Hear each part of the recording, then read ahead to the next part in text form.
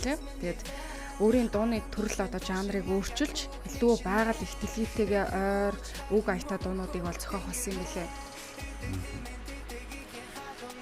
Бид бол түүний өглөөний үн дугаар нь илүү сайн мэдэх болов гэж бодож байна.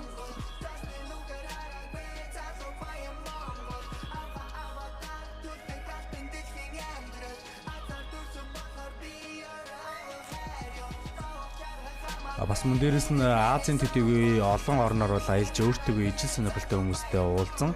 Дуу хөгжим Монголын өв соёлоо түгээн дэлгэрүүлэхээс гадна бясалгагч хүү юм байлээ. Бас энэ талаар нь бас бүгдээрээ ярилцаад мэдэж авна. Тэгэж чам. Яа, зарчим маань бэлэн болсон. Тийм ээ. Бид таныг хүлээж чинь та биднийг хүлээж ив. Писма.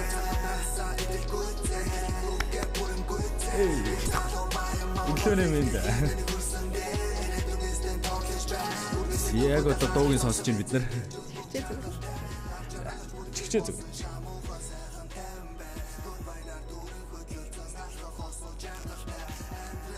Урдураа зүөхөө бисэн ингээд. Ой. Одоо нэ тэ. Сайн байна уу? Өглөөний мэнд. За тэгээд юун төрөнд бас бид нар бас тодорхой хэмжээнд бас танилцуулаад та бас өөрийгөө дэлгэрэнгүй бидэнд бас танилцуулаад өгөөч. Сайн байцгаана уу Наон Довтонгийн Туяабаатар гэдэг. Тэр миний уран бүтээлч нэрээ маань Бисма гэдэг. Тэгээд өөрийн уран бүтээл хийгээд бас одоо бараг 10 жил болж байна. Тэгээд тийм уран бүтээлч байна. Одоо сая бид нар ярилцсанчлан бас бид нар таныг өмнө танилцуулахдаа ер нь бол байгаль их дэлхийтэйгээ илүү ойр. За тэгээд энэ талаар нь ярилцсан. Тэгээд ер нь дотоод ухамсар гэх мэтлэн та энэ талаас бас биднэрт яагаад ингэж одоо ер нь байгаль их дэлхийтэй ойр байх хэрэгтэй байв гэх мэтлэн энэ талаас үсэл бодлосоо бидэнд асуулцаж. Угаасаа байгаль их дэлхийгээс холдоод ах юм хүн тэзэж байхгүй л тэ хүн төрлөخت угаасаа энэ агуу том гайхамшигтай үзэсгэлэнтэй байгаль дээр амьдарч байгаа бид хэд бүгдээрээ тэгээ одоо ч гэсэн бид энэ байгалийн нэг хэсэг болохоор угаасаа холдоод байх ямар ч боломж байхгүй л гэж бодож байна. Яг зүгээр ухамсарын түвшинд бид яг энэ нийгмийн олон янзын хэрэглээ, олон янзын одоо маш олон янзын зүйлс үүссэнтэй холбоотойгоор одоо яг энэ хүн төрөлхтний хөгжил, хоорондох харилцаа гэдэг энэ зүйлсүүд дээр ингээд илүү их төвлөрөөд янз бүрийн сатаарлууд үүссэн байж магадгүй. Гэхдээ яг уран бүтээлээрээ ямар ч уран бүтээл ер нь ямар ч байсан байгаль дэлхий ертөнцийн хүн холбоог л илэрхийлдэг. Тэгээ би лав яг одоо энэ ойрхон гэдэг дуу миний хийд болсон дуу. Тэгээ энэ бол нэг амар сүртэй сонин тийм үзэгдэл болсон гэж би хувьдаа бол боддгоо. Гэхдээ яг миний ажиглаж байгаа яг нийгмийн туршилт гэх юм уу аашийн тийм байдлаар наваад үзэх юм бол бас надад үнэхээр гайхамшигтай сонин санагдсан. Яа тэр Монгол хүн гэдэг чинь өөрөө угаасаа яг цэвэр байгаль дээрээ оршиж байгаа хамгийн сүүлийн нүүдэлчд бөгөөд яг энэ жинхэнэ яг бодит нүүдэлчин амьдралаараа амьдарч байгаа тийм ийм иргэншил байгаа. Тэгэхэд яг энэ иргэншил маань өөрөө яг зүгээр ийм ингийн маш ойлгомжтой ийм уран бүтээлийг сонсоод аюу тийм сонирхолтой хүлээж авсан надад амар сонирхолтой байдаг. Бидэд бүгдээрээ л яг үндэ тал нутаг дээр байж байгаа хөдөөний хүмүүс шүү дээ. Энэ Улаанбаатар хот гэхэд дэлхийд айн одоо зөндөө олон хотуудын хажууд хамгийн жижиг шухуу нийслэл байж магадгүй. Тэгээд дээр нь ингээл эндээс гараад хөдөө Монгол хүн хамгийн хязгаар хаашаач ингээд хотоосоо гараад эргчлөөт юм тал нутагт хаашаач хамаагүй маш олон километр алхаад гав ганцаараа авах боломжтой ийм газар амьдарцгаадаг. Тэгээд ер нь байгаль их дэлхийтэйгээ ер нь хэдий ч нэ Монгол хүн ойрхон байна. Төдий ч нэ яг энэ орчин үеийн энэ цаг үед амь гаргал байх гэж би бодож шүү дээ. Илүү дархлаатай байх боломжтой гэж бодож байна. Бисма ер нь ойрт жоох ер нь уран бүтээл хийснээсээ хойш хэр их одоо интервью арилгаад подкастэнд орж ив. За тэгээд мэдээж урд нь бол мэдтгүй хүмүүс бол байгаа. Яагаад энэ залуу одоо Бисма гэдэг нэртэй болсныг мэдтгүй хүмүүс ч их байгаа. Өмнө нь бол ярилцлагын үеэр хэлж байсан баг. Тэгэхээр үзэгчтэй бас нэг гоё сонирхолтой байдлаар танилцуулаад энэ түүхээсээ танилцуулаач. Анх бол бас өөр нэртэй уран бүтээлээ тойруулж ирсэн тийм. Хамгийн сүүлд би баг чинь бас нэлээд дээр үед подкаст ийм ярилцлаганд орж ирсэн байна. Тэгээ ярилцлаганд ороогүй маш удсан. Тэгээд Бисма намайг өмнө би бол Gangster Service гэдэг хамтлагтай байсан. Тэгээд тэр хамтлагт байхдаа би Taras Bone гэдэг псевдонимаар явдаг байсан. Тэгээд энэ хипхоп нэр гэж байдаг шүү дээ. Тэгээд яг өөрийнхөө хувийн карьерийг яг хувийн өөрийн яг үзэл бодол хөгжмийг яг өөрийнхөө төр хүснээр илэрхийлж эхлэхээс эхлээд өөрийнхөө нэрийг Бисма гэж өөрчилсөн. Бисма нэрийг би нэх өөрчлөөдсөн байхгүй л би тухайн үед бас айгүй азтай гоё бяцлаглалын тийм багштай харалдаад багш маань надад Бисма гэдэг нэрийг хайрлсан. Бисма гэдэг нэр маань болохоор Махабарата буюу ганжуур данжуур судрын тийм мундаг том тэнгэр байдаг, бурхан байдаг. Тэгээд тэрний нэртэй адилхан нэртэй гэх юм уу да. Тэгээд би тэр нэрээ ямарч шууд уран бүтээлийн нэр болгоод өөрийнхөө бас яг уран бүтээлийн илэрхийллийг, чанарыг болон одоо бүх зүйлээ өөрчилсөн гэх юм уу да. Тэгээд тэр үедээ тэгээд өөрөө шинэ нэрээрээ тэгээд өөрийнхөө карьерийг шинээр эхлүүлсэн л дээ. Анх бол одоо яг уран бүтээлээ төрөөж эхлээ 10 гаруй жил болж байна гэж юм тий.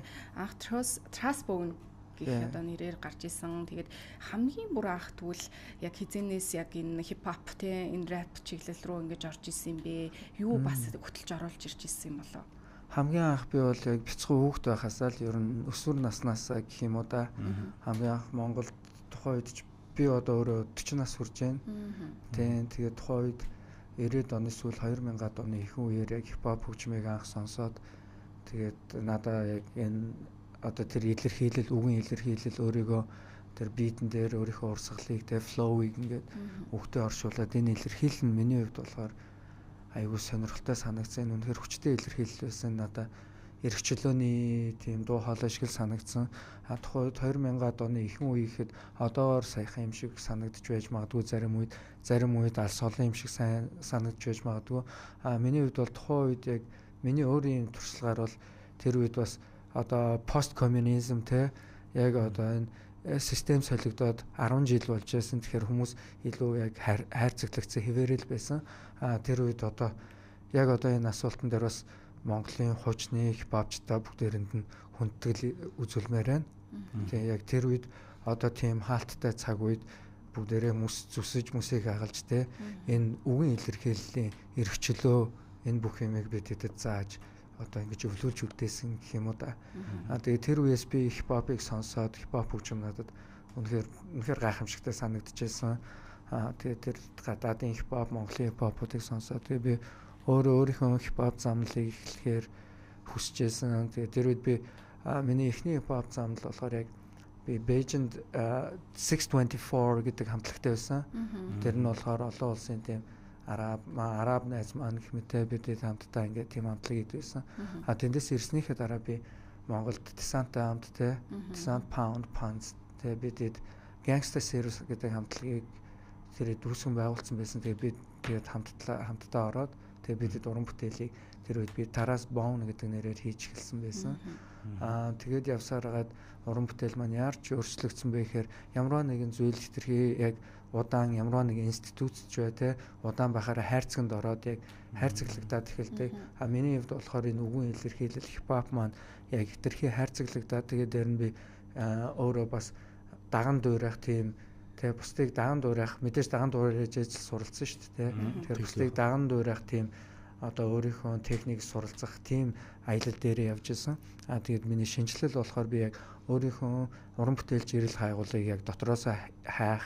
Тэгээд дээр нь энэ эрэл хайгуулаа хэрхэн илэрхийлэх, өөрөө хэрхэн тэр илэрхийлэх сувгаа өөрөө шинээр нээх вэ гэх мэт маш их шинжилэл орсон л доо. Тэгэхээр би бол хипхоп хөгжмийг бол яг хипхопын урлагийг болоо айгүй орчин үеийн эрх чөлөөний дуу хоолой гэж боддог. Тэгээ энэ нь цаашдаа хипхопоос цаашлаад trap хөгжмөө янз бүрээр хөгжсөөр хагаад одоо бидэд одооны нийгэмд одоо байж байна. Одоо дэлхийн хөгжмийн яг чиг хандлага ямар болсон бэ гэх юм бол илүү экспериментал тал руугаа, туршилтын тал руугаа маш их хөгжсөн. Эхэндээ болохоор хүлээн зөвшөөрч чаддаг байсан бол одоо маш их зүйлийг хүлээн зөвшөөрөх боломжтой болсон. Рок, хипхоп гэх хуваагдаа зодтолтоод байхаа байсан. Ерөнхийдөө үнэхээр сонирхолтой тийм маш туршилтын тийм хөгжмийн эрен үедэр бидэд явж байгаа гэж би одоо боддог. Ер нь бол урлаг бол инновац тал руугаа тийм үргэлж шинжлэгдэж өөрчлөгдөж байдаг л гэж байна. Тэгэхээр энэ дээр бас нэг гоё одоо асуултыг асуумаар байна л да. Одоо анх Gangsta Service байсан Trustbone одоо яг энэ Bisma 2 бас ялгаатай талууд юу байна те яг эргээд дүгнэхэд хүн одоо өөрийнх нь нэг 20-д настай 10-д настайгаа ингээл харахад за тийм байж таа гэл эргэж хардаг штэ өөртөө дүгнэлт хийдэг. Тэгэхээр Bisma-гийн хувьд ер нь ямар хөө дүгнэлтийг Trustbone хийдэг вэ?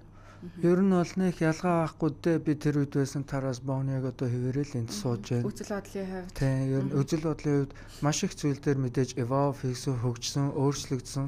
Гэхдээ миний тэр core үндсэн чанар яг үндэ байж л байгаа. Тэр нь Trustbone гэж хэлнэ үү, Bisma гэж хэлнэ үү, Туяабаатар гэж хэлнэ үү, TB гэж хэлнэ үү, ямар ч ялгаа байхгүй. Яг үндэ би энд сууж байгаа зүгээр л нэг залуу штэ. Тэ. Зүгээр л нэг говийн хөдөөний бас яг ингээ монголчууданд хамт Улаанбаатарт амьдраад явж байгаа залуу. Тэгэхээр яг тэр нэршилд нэх ач холбогдол өгөөд байх шаардлагагүй л байх гэж бодож байна. Гэхдээ уран бүтээлийн хувьд бол мэдээж маш том ялгаатай. Тухайн үед бидэд Gangsta Service байхдаа Gangsta Монголын яг жинхэнэ тухайн анхны яг жинхэнэ бодит Монгол ахын Gangsta rap-ыг хийж эхэлсэн. Тэр үед миний rhyme, flow, миний үглэх тэр аргачлал бүх юм арай өөр байсан байж магадгүй. Гэхдээ одоогийн төвшөнд одоо Bisma гэдэг нэрээр уран бүтээлээ хийж явах яг энэ төвшөнд бол хамаагүй өндөр төвшөнд хөгжсөн байгаа л гэж бодож байна. Тэр үед би Trustbone гэдэг нэрээр байхдаа яг өөрийгөө илэрхийлж тэ энэ хипхоп, энэ рэпер илэрхийлж дөнгөж сураад удаагүй байсан бол одоо би тэ 2-10 жилийг бараг ингээд өнгөрөөх гэж байгаа юм OG rapper болсон байна тий.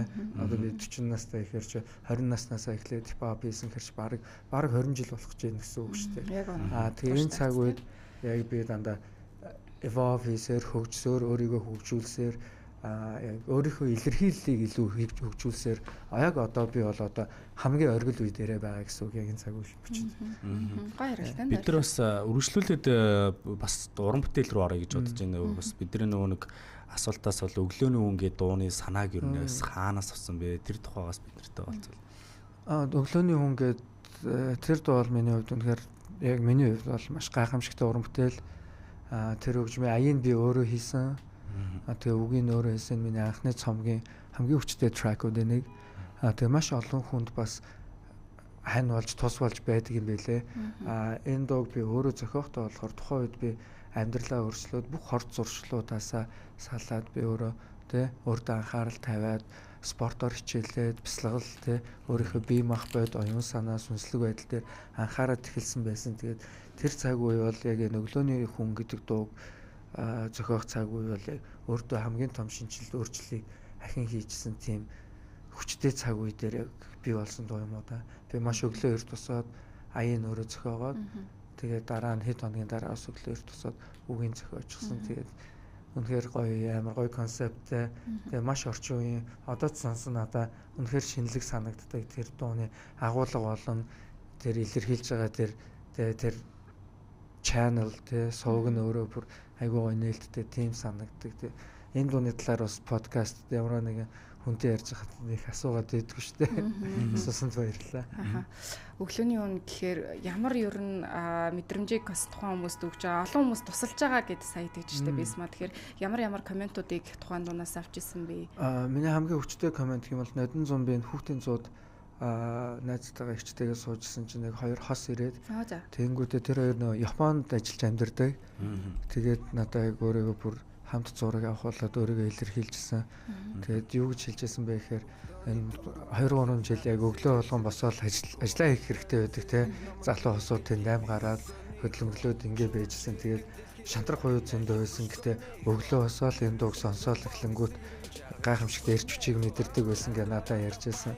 Тэгээд тэр бол надад бас тэр хоёроос бас соёлонд нь хэрвээ энийг үзэж байгаа бол амжилт хүсье. Үнээр мундаг гоё өөрийгөө надад айгүй гоё илэрхийлж маш хүндэтгэлтэй харьцажсэн. Тэр надад айгүй их таалагдсан. Би ч одоо өглөөний өмгшөлтэй энэ дууг сонсох хэрэгтэй юм байна. Надад бас ирч хүч өгөх дуу нэгээр нэмэлтээ. Би одоо өглөөний өмгөхээс илүү үдшийн хүн бол одоо үдшийн юу гэхээр юу гэсэн үг вэ гэхээр нэг өглөөний хүн болохын тулд эхлээд үдшээ менеж хийх хэрэгтэй. Тэгээ өглөөний ритуалын яг үндсэн орой өөртөө ирэх анхаарал тавих байгаад би ч бас сүүлийн сүүлийн хэдэн жил маш их аялаад ингээд олон газараар ингээд байнга аялж явахаар яг нэг рутинээ барихад аюу хэцүү. Нэг дэглэмээ барихад аюу хэцүү. Тэгээд гэхдээ суралцаал байгаа. Тэгээд одоо болохоор яг оройгоо л яг зөв өнгөрөх талаар л илүү өөрийгөө сайжруулах хүсэлтэй байгаа. Бас сая Бисма яраны ихэнд хэлсэн шүү дээ. Бясалгалын багштайгаа таарсан. Тэгээд энэ нэрийг бас өгчээсэн гэж юм. Тэгэхээр бясалгал Бисмагийн амьдралд ер нь ямар үр нөлөөтэй байгаа вэ? Ямар одоо байр суурьтай байгаа вэ? Мөн одоо өглөөдөө бас юу хийж ийн бясалгал хийж байна уу? Бас бясалгалын амьдралын талаараас яриач тий.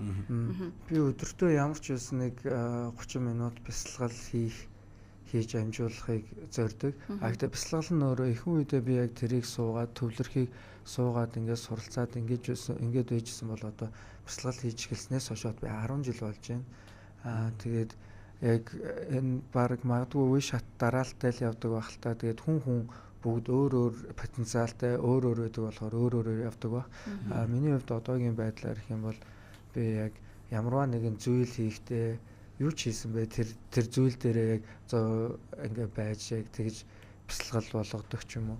Одоо миний хувьд гэх юм бол яг одооны төвшин гэх юм бол би сая өнгөрсөн жил Энэтигийн йогийн нийслэл Ришикеш хотод йогийн багшийн сургалтанд суугаад төгссөн. Тэгээд дээр нь өнгөрсөн жил би Маха Кумба Мела гэдэг дэлхийн хамгийн том фестивал болохтой Энэтигд болдог 12 жилдээ нэг удаа болдог тийм том сүнслэг фестивалд явсан. Тэгээд дээр нь би бас өдөр болгон миний хийхийг зорддог юу гэх юм бол би өөрийнхөө бие махбодыг цэвэрлээд тэ оюун санаагаа цэвэрлээд амьсгалын дасгал хийгээд тэгээд хүрээлэн буу орчноо гэрээ ч юм уу тэ тухайн үед хаана байгаа тэр газараа цэвэрлэх туртай нөрөө карма йога гэдэг цэвэрлэгээ хийх. Тэгээд өдрийн хамгийн чухал миний бясалгалын чухал зүйлс юу гэх юм бол цэвэрлэгээ байдаг. Би өөрийгөө бие яваагаад тэгээд дээр нь гэрээ цэвэрлэх үнэхээр nice. Тэгээд гэрээ одоо тухайн үед хаана вэ тэр орчин газараа цэвэрлэх тэр л миний хувьд маш том бясалгал болдог.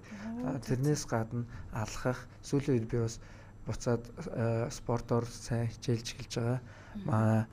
Босс Wolf Инхтер бид хоёр сүүлийн үед өглөө болгон хагас санд үндэсний цэцэрлэг түрээлэнд гүйж байгаа. Тэгэл яг одоо бясалгал гэх юм бол миний амьдралд одоо байнгын л хийдэг зүйл болсон гэхүү дээ. Одоо би хоол хийж байгаа юм бол миний тэр хоол хийж байгаа байдал яг бясалгах тэр үед би маш сайхан ааштай байдаг. Тэгээд яг хийж байгаа одоо би маш олон жил хоол хийж байгаа гэсэн үг шүү дээ. Хоол хийж байгаас тэр моментд бүрэн байж тэрэндээ илүү анхаарал тавьж эсвэл одоо жишээл та хоёртай ингээд би ярилцж байгаа шүү дээ.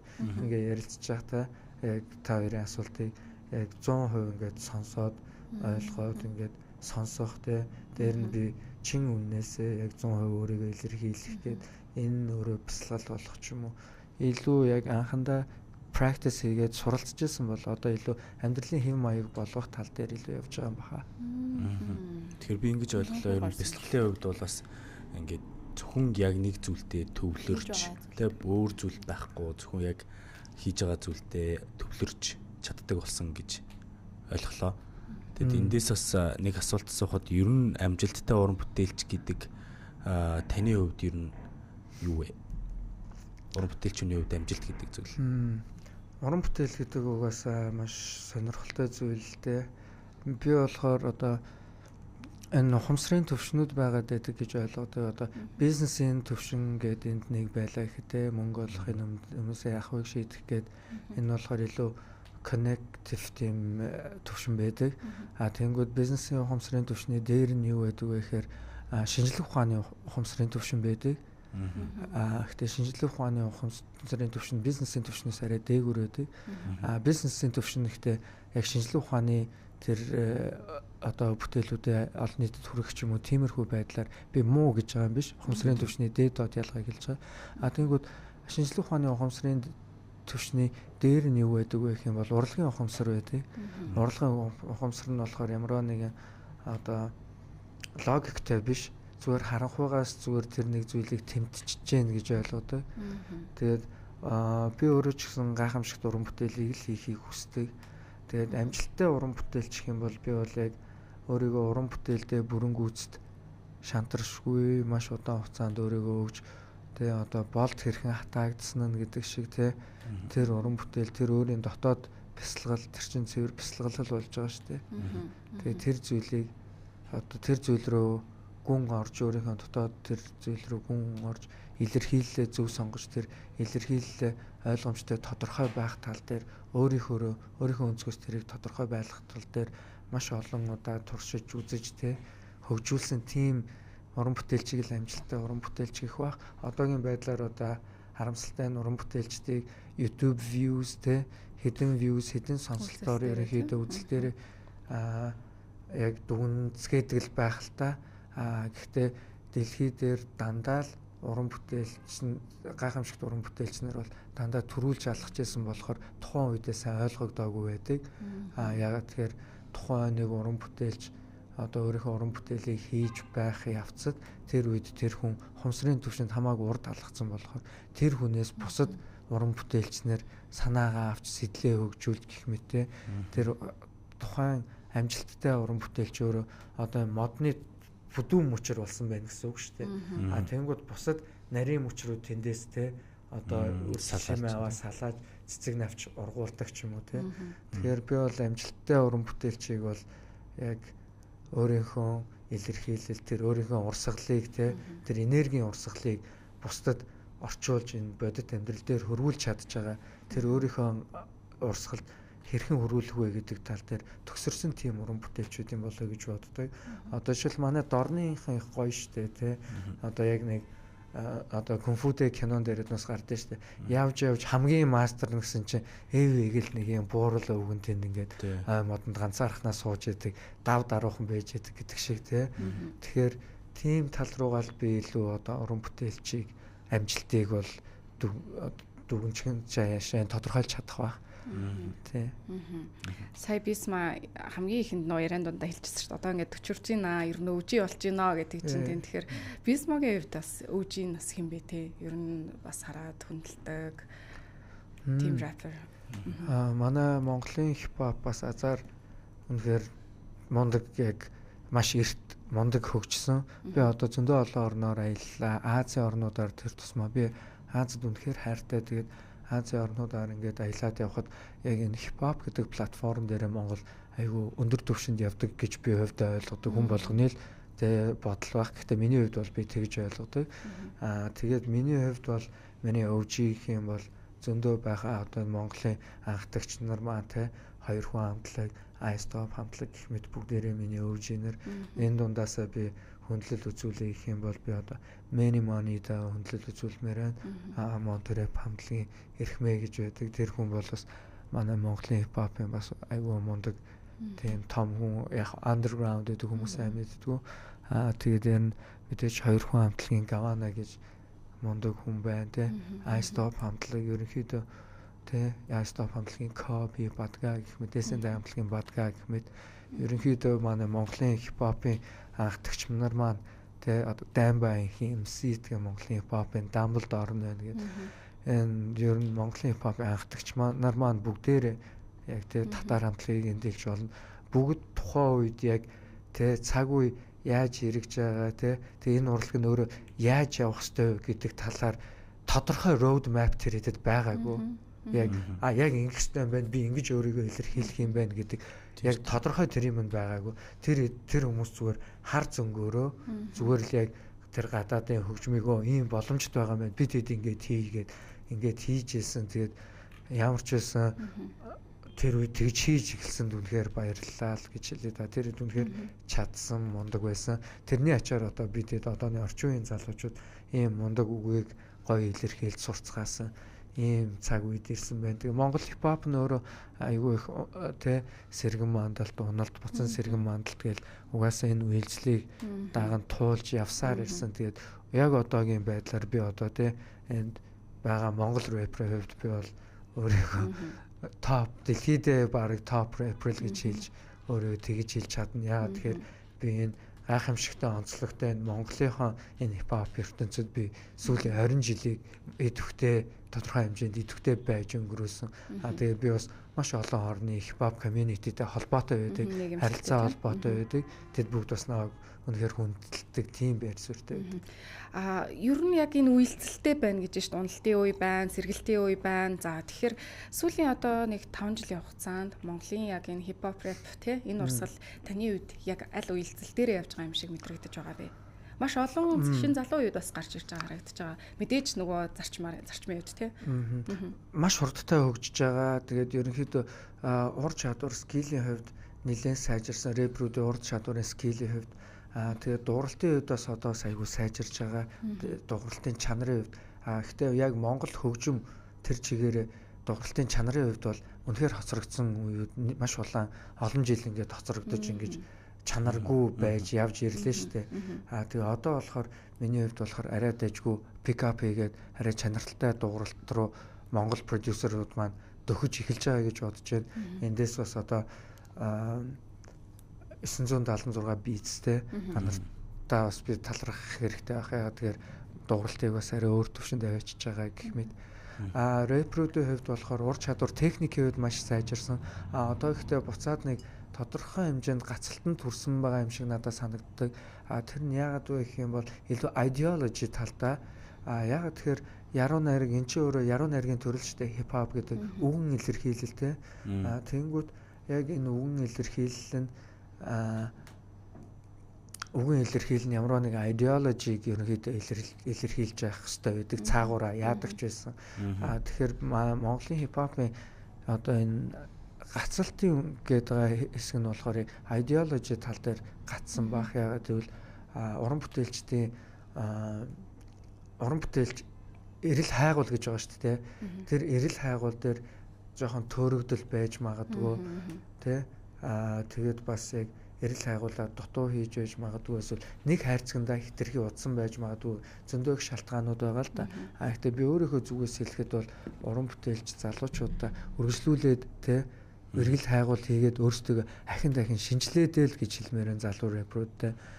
Тэгээд тэгэх юм бол бидэд энэ гацалтнаас тодорхой хэмжээнд үүссэн байгаа гацалтнаас гарах байх гэж бодож байна. Тэгээд дэлхийн хипхопын бас шинжилттэй холбоотойгоор манай залуучууд зөрөгтэйгээр шинжилтүүдийг хийж байгаа. Гэхдээ тэр нь одоо гадаадын хипхоптой холбоотой шинжилт хийж байгаа. Гэхдээ яг өөрсдийн үгэн илэрхийлэл, өөрсдийн амьдрал, дотоод бодит амьдрал те тэрийгэ бодитоор илэрхийлэх тал дээр илүү боловсронгуй болох хэрэгтэй юм шиг санагдаж байгаа. Тэгэхгүй бас маш их одоо артистууд те дуучид ингээд гадаадуудыг хитрхи даган дуурайх те жишээлбэл өөрсдөө монголоор ойлгохтой ярьж чадахгүй англиар ч ойлгохтой үг холбож чадахгүй учиргүй дундаа англи үг оруулцгаагаал те англиар ингээд өөрийгөө илэрхийлгээл яг үүндээ тэр залуучууд нь англиар тэр доонууд дээр өөрсдөө шал алдаатай буруу илэрхийлээд байгаа байхгүй. Тэр мөр бас зарим тал дээр айгүй санаа зовмоор байдаг.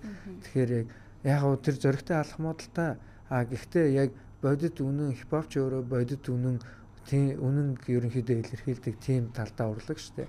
Тэгэхээр илүү бодит үнэн өөрсдийнхөө дотоод байдал те тэр гадаад рэпрүүдийн хилээд байгаа үгийг ашиглаж тэр эдтэй адил төстэй болох албагүй зөв би тэдний гайхамшигтай Монгол улс тэр тус маань Улаанбаатарын дуу хөгжмийн culture гудамжны зүгээр энгийн хүмүүсийн culture те соёл энэ бүхэн чинь өөрөө амар сонирхолтой юм ондоо байхгүй юу маш том ондоошл Азиаш тэр Европч тэр ер нь энэ дэлхийд энэ Монгол нь өөрөө шал хачин те шал өөр зүйл байгаа байхгүй тэрийг илүү мэдэрч тэрэн дээр тэрийг илүү илэрхийлэхийг зориул надад илүү гоё санагддаг. Гэтэ залуучууд сүүлийн үед миний нэг жоохон шүүмж маягийн юм хэлий гэх юм бол хэтэрхий их тэгж нэг хипхопын гадна орчин үеийн хипхопын гадна өнгөтөр гялцэл ховц хунар одоо яг зүгээр өмсөж байгаа ховц хунарыг литерали хэлээгүй шууд утгаар нь яг илэрхийллээ өөрөө тэр гадна гялцэлд нь илүү анхаарал тавьж тэгж хийх гээд байгаа. Үзэл суртлын хувьд бол идеологи буюу одоо үзэл суртлын хувьд жоох юм баригдмал болчиход байна гэж штэ тийм. Үзэл суртлын хувьд арай илүү хэлэх хэрэгтэй хаа. Тэгэхээр Бисмогийн хувьд ер нь ирэх одоо уран бүтээлийн хувьд тэгвэл бид ямар үзэл суртлыг илүү төлөх үү таны уран бүтээлээс авах бол бид ямар хүлээлтийг бас тавих бол хэдүүлээ тэгээд нэвтрүүлгээ яг энэ асуултаар өндөрлөе гэж бодож байна. Миний хувьд болохоор би сүүлийн жилүүдэд өөр юм богино хэмжээний цомгуудыг гаргасан. Тэгээд тэрэнд миний илэрхийлэл бол ерөнхийдөө маш ингийн миний туулж байгаа амьдрал болон миний мэдэрж байгаа мэдрэмжүүдийг илүү их өгүүлдэг. Тэгээд тэрнээс гадна бас миний уран бүтээл сэтгэлгээ тийм зүйлсийг илэрхийлдэг. Сүүлд миний гаргасан Чи бэлнүү гэдэг EP гарсан байгаа. Тэгээд би аль болох уран бүтээлдээ Монголд хэвшмэл бус тэр vibe-уудыг, тэр мэдрэмжийг, тэр groove-ийг гаргах дуртай. Groove гэдэг нь одоо хүний дотор бүжгэлж байгаа тэр нэг beat донд бүжгэлж байгаа бүжиг гэсэн үг шүү дээ. Тэгэхээр миний Чи бэлнүү гэдэг EP гарсан. Одоогийн байдлаар би өөрийнхөө дээж гэдэг ерөнхийдөө бүтээл дээр ажиллаж байгаа. Тэгээд энэ бүтээл дээрээ болохоор би ахаад чанагдсан миний шинэ бас үнэхээр гоё уран бүтээлүүд гарч байгаа. Би тэгээ сүүлийн үед хийсэн дуунуудаа бол өмнө нь авч байгаагүй тийм сэтгэл хангалуун мэдрэмжтэй уран бүтээлчүүн уран бүтээлээ хийчээ тэрнээсээ бүр энэ амар гоё болчихжээ гэдэг тэр мэдрэмжийг авах хамгийн аз жаргал байдаг юм шиг байна. Тэгээ би хамтарч ажиллаж байгаа мундаг баг хамт олон залуучуудынхаа ачаар би тэр мэдрэмжүүдийг сүүлийн үед аваад байгаа. Тэгээд миний хувьд бол би энэ 2026 онд бол маш идэвхтэй байх болно. Сүүлийн 4 сарын хугацаанд би 4 клип уран бүтээлд оролцоод клип цацагдсан байгаа. Тийм cool бай гээд залуучуудаараа хамт хийсэн уран бүтээл Залуу Баян Монгол гэмийн уран бүтээл цацагдсан байгаа гэхмэд би ер нь маш идэвхтэй байгаа. Тэгээ 26 ондоо бас маш идэвхтэй байх болно. Миний шинэ дуунууд, шинэ клипнүүд цацагдсаар болно. Энэ нь мэдээж бас одоо орчин цаг үед хийгдэх одоо сонсох хөстэй тэр шинэ үзэл сурталууд, шинэ илэрхийллийн арга техникүүд, шинэ sense of humor хашин шагийн мэдрэмж бүгдээр ингэ шингээсэн тийм сүлэлдсэн иж бүрдэл байх болов гэж бодож байна. Тэгээд удахгүй цаг нь болохоор энийг бас та бүхэндээ хуваалцахдаа үнэхээр таатай байх болно. Тэгээд наваг энэ ярилцлагад урьдчилж оролцуулж ингээд өөрийгөө илэрхийлэх боломж олгосон та хоёртаа баярлалаа. Бас энэ баг хамт олон бүгдээр нь баярлалаа. Баярлалаа. Маш их баярлалаа. Тэгээд ярилцлага таатай байлаа. Рэпер Бисма байлаа. Тэгээд ирээдүйн уран бүтээлийнх нь ажилд өндрөөс өндөр амжилт хүсье. Сайн сайхныг хүсье. Тэгээд өнөөдрийн маань эфир энэ хүрээд өндөрлөж байна үзэгчтэй. Тэгээд Монгол улс Манданбаатар. 641 дэх дугаар байлаа. Терминал нэгтгэгтэй хамт байсан. Та бүхэнд баярлалаа. Тэгээд гурлаа хамтдаа дуусгач. Терминал нэгтэг таны хөтлөнгөө заа. 321 гээд терминал нэгтэг таны хөтлөнгөө хэлье. За 321 терминал нэгтэг таныг хөтлөн баяртай. Баярлалаа.